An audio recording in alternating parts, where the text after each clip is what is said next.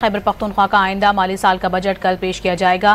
ترقیاتی بجٹ کا بیشتر حصہ بیرونی امداد پر مشتمل ہے، جبکہ مختلف ترقیاتی منصوبوں کے لیے 177 ارب 52 کروڑ بیرونی امداد ملنے کی توقع ہے۔ اسمبلی میں بجٹ پیش کرنے کے لیے وزیر قانون کو وزارت خزانہ کا قلمدان تفویض کر دیا گیا ہے۔ اسی پر مزید تفصیلات حاصل کریں گے۔ ڈان نیوز کے نمائندے عبدالحکیم محمد ہمارے ساتھ موجود ہیں۔ عبدالحکیم، کیا تفصیلات بتائیں گے مزید آپ؟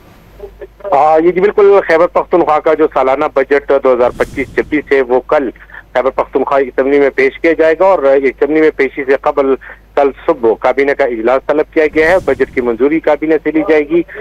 ذرائع کے مطابق بجٹ کا کل حجم 2000 روپے ہے، جبکہ اخراجات کا تخمینہ جو لگایا گیا ہے وہ 1800 ارب روپے لگایا گیا ہے۔ جو مشیر خزانہ ہے مزمل اسلم، اس کے مطابق بجٹ ٹیکس فری ہوگا اور کوئی نیا ٹیکس بجٹ میں نہیں لگایا جائے گا، جبکہ رواں سال میں ان کا دعویٰ ہے کہ 40% جو ٹیکس کی آمدن ہے اس میں بھی اضافہ کیا گیا ہے، اور آئندہ مالی سال کا بجٹ جو ہے وہ 200 ارب روپے کا سرپلس بتایا جا رہا ہے۔ بجٹ میں 433 ارب سے زائد رقم جو ہے وہ ترقیاتی کاموں کے لیے مختص کی گئی ہے، اور اس میں 177 ارب 50 کروڑ سے زائد رقم بیرونی امداد کی بھی شامل ہے، جبکہ اس حوالے سے مزمل حسن چونکہ مشیر خزانہ ہے، ان الیکٹڈ ہے، تو وہ اسمبلی میں قواعد کے مطابق بجٹ پیش نہیں کر سکتے۔